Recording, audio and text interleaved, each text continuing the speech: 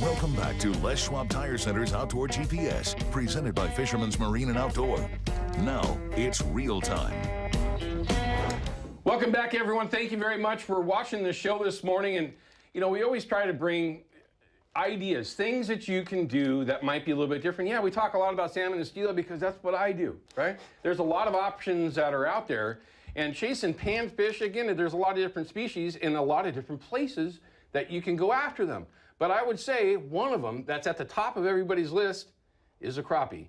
Well, we've got Crappie Killer here, and there's a reason why he's known as Crappie Killer. It's good to see you, man. Good seeing you too, man. Thanks for having me. I can't wait to see you again in the duck blind. That'll happen again. That's going to happen soon. We need to get back out there. But again, like I just mentioned, there's a reason why you are known as Crappie Killer. Number one, how in the heck did you get that name, and when did you get that name? It happened years and years ago before I was even able to use a boat, sitting on a dock. Sitting with some old timers, that's where I got my name. They named me Crappie Killer. Sitting there with my jig, and they couldn't see that well, and I'm just popping in and catching fish. And I used to give my fish to them, so I got my name from the old timers. Actually, Uncle Elbow named me Crappie Killer. Okay, very good. And that's how I was initially, you and I met on the water, and that's how, Crappie Killer, and that's how I've known you since then. I've had a chance to meet your brother, your nephew, and others, but Crappie Killer, and I can't believe that I haven't interviewed you in the past.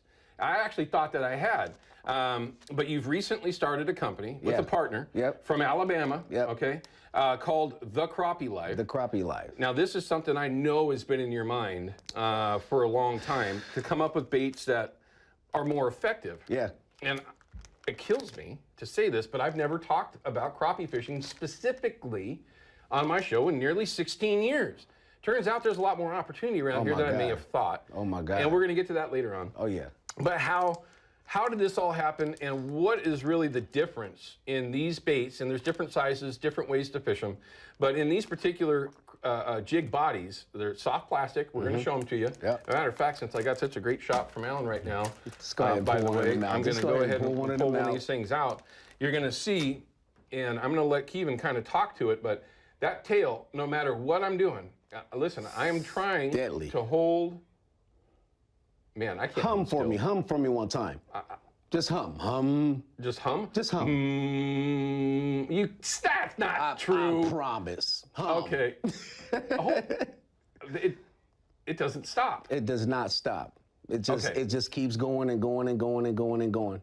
Now being the Crappie Killer, what is that advantage? Why is it that you designed the baits that way, and what is it that does for you when you're actually out on the water chasing crappie? Well, I'm so used to jigs that don't move that much. I got to go out there and throw them and make my action.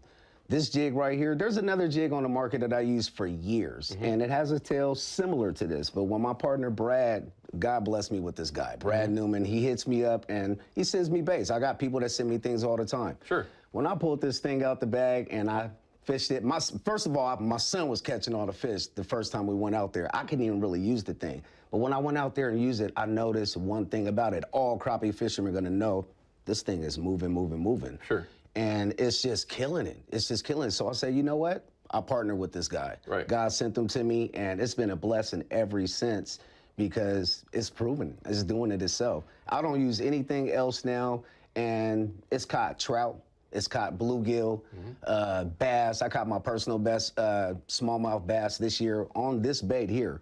Okay. I'm excited to take it back over east, fishing for walleye. Sure. All the walleye. I'm tired of putting worms on my hands. I'm tired of it.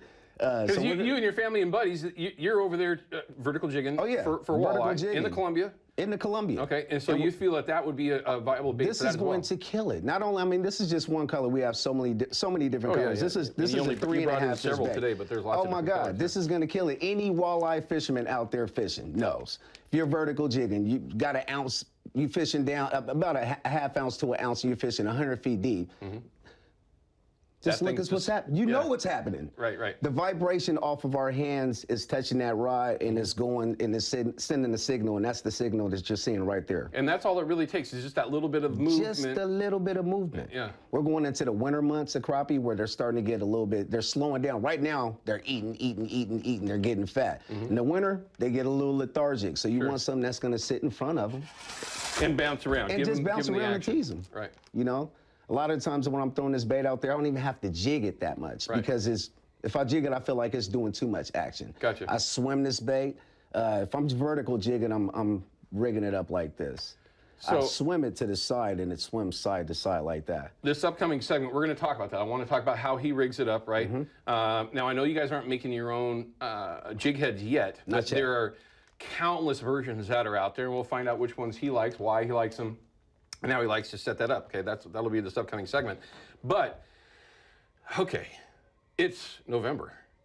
We're talking about crappie. There's a reason for that. Yes. It's good fishing right now. Man, they're getting, everything is eaten. The bass, everything is gorging, you know, so they can get down and go. The water temperature is at the perfect temperature right now. Right. As soon as it goes, drops, they're going deeper, and that's when I'm gonna have to pull out the fidgety fizzies. But right now, the crappie are eating. Everything is gorging. They gotta get fat. So, and we're gonna talk a little bit in maybe the following segment. I wanna continue on this line though, with the baits.